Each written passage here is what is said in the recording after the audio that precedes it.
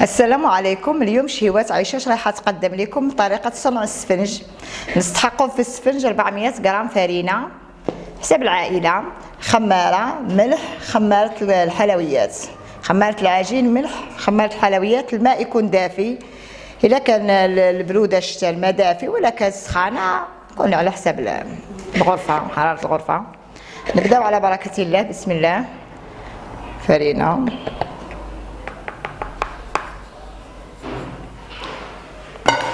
خمارة العجين مغلف وقليل من الملح، نصف ساشي خمارة اللي هي مغلف صغيرة تاع الحلويات. نبداو على بركة الله. بسم الله.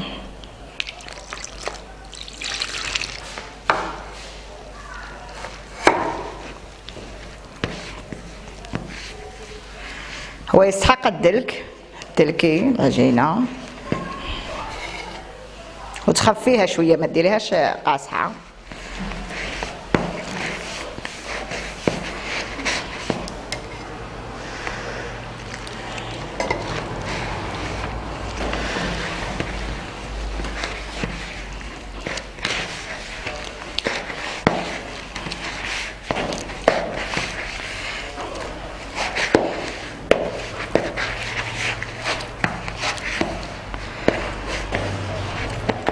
طريقة الدلك، دلكوه مليح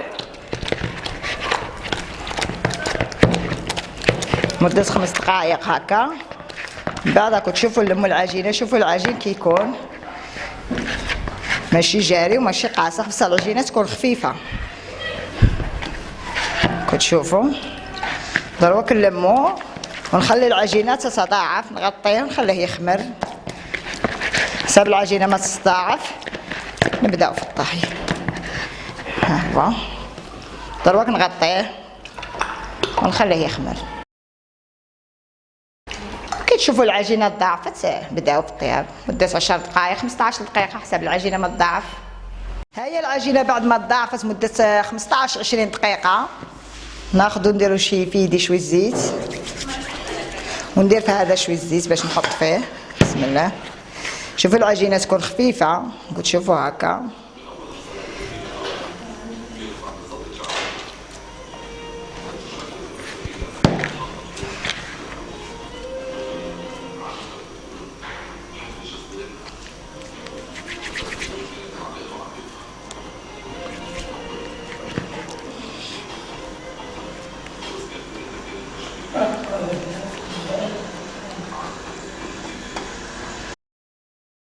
نبدأ في العجينة،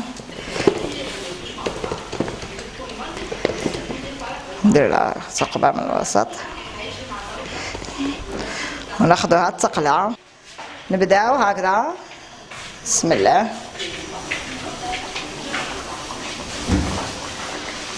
دروك هكذا حطيناها، نكبو عليها الزيت باش تنفخ. هاكو تشوفوا نسبة النار كي دايرة، ما تكونش زايده بزاف وما تكونش ناقصه بزاف باش ما تشربش الزيت.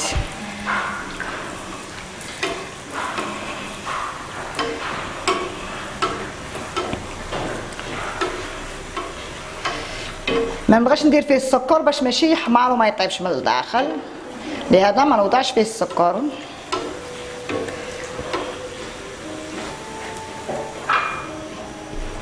هكذا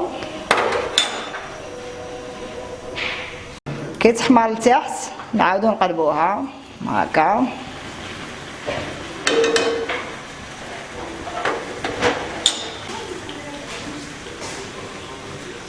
ها هو السفنج في صحن التقديم كي راكم تشوفوا. شوفوا الحبه لداخل كي تجي فارغه وشيشه.